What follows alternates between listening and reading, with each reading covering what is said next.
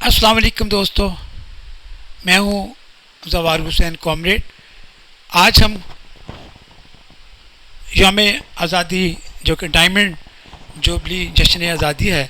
اس کے حوالے سے کچھ بات کریں گے۔ میں نے اپنے ولاگ کا آغاز بھگت سنگھ کو ڈیڈیکیٹ کر کے آج کا ولاگ کیا ہے، ان کی تصویر دکھا کر۔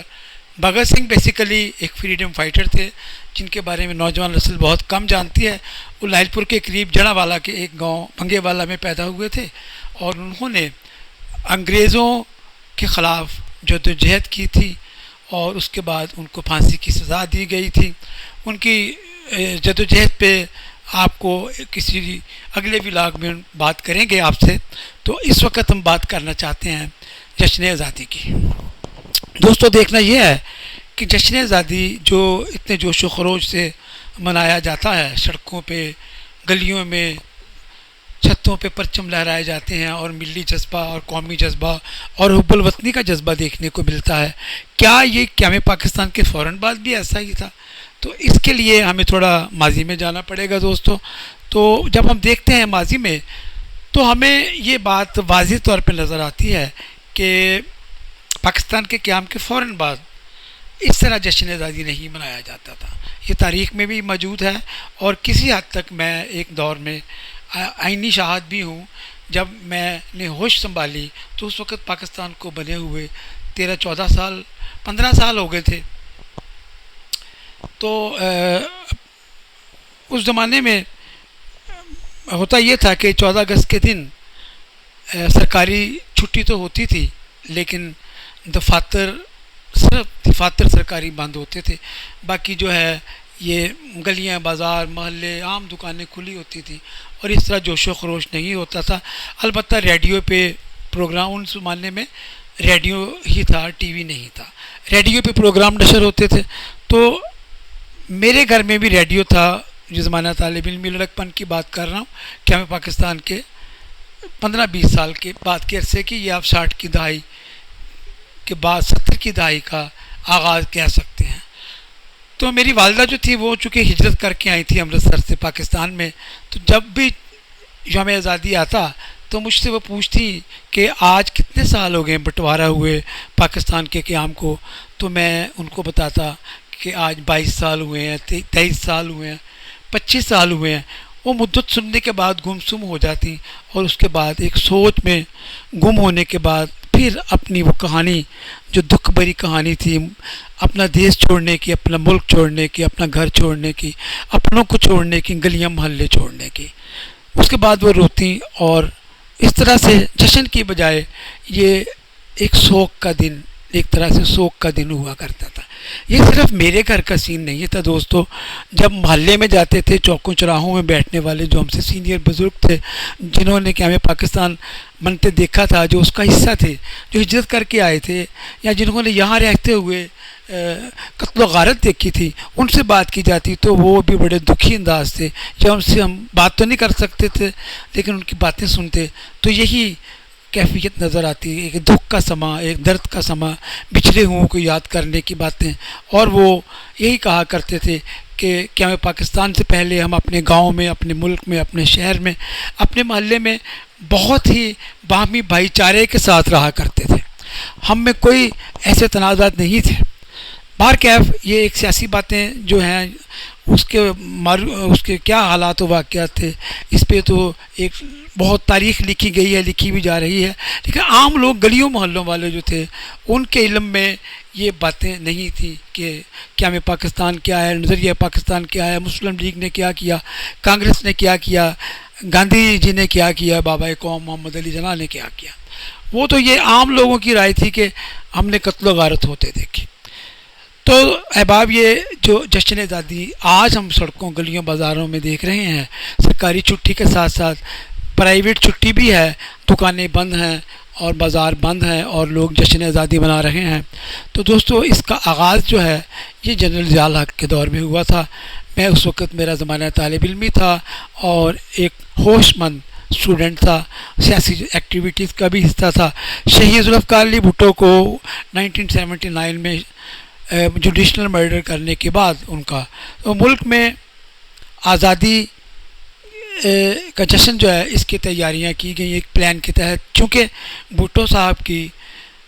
پھانسی کے خلاف ایک رد عمل موجود تھا، اور جو عامر ہیں آپ تاریخ دیکھیں، عامر ہمیشہ ہی ایسے ایونٹس، ایسے کھیل تماشے جو عوام کو باتیں ہوں ان کو عروج دیتے ہیں اپنے زمانے میں، تاکہ لوگ ان کے خلاف سڑکوں پہ نہ آئیں، احتجاج نہ ہو، اور وہ اپنے اقتدار کو اپنی مرضی کے مطابق جاری رکھیں۔ تو جشن آزادی کا منانے کا آغاز ہوا اور اس کے لیے پلاننگ کی گئی، ٹی وی پہ پروگرام نشر کیے جاتے تھے، عام چھٹی ہوتی تھی، اور عام چھٹی کے ساتھ ساتھ دکانیں اور گلیاں سڑکیں بھی، یہ گلی محلوں کی دکانیں بھی بند ہونے لگ گئیں، اور لوگ جو ہیں عام لوگ بھی جشن آزادی میں شامل ہونا شروع ہو گئے، اور دیکھتے ہی دیکھتے چند ہی سالوں میں یہ جشن آزادی جو ہے یہ اتنا پھیلا، اتنا لوگوں نے جوش و خروش سے منایا کہ لوگ اس میں اس تہوار میں گم ہو گئے، اور جو آمریت کے مقاصد تھے وہ پورے ہوتے چلے گئے۔ ضمناً بتا رہا ہوں کہ اسی دور میں اسی مقصد کے لیے ضیاء الحق نے کرکٹ کو بھی فروغ دیا تھا۔ اور ایک اور بھی ہسٹری میں بات بڑی واضح ہے کہ جتنے بھی عامر تاریخ میں آئے ہیں انہوں نے کھیل تماشوں کو عروج دیا اور اپنی قوم کو کھیل تماشوں کی طرف لگا کر اپنی اقتدار کو جاری رکھا۔ تو احباب، بات یہ ہے کہ آج ہم جو یوم آزادی منا رہے ہیں، اس میں ہم جب دیکھتے ہیں کہ لوگ،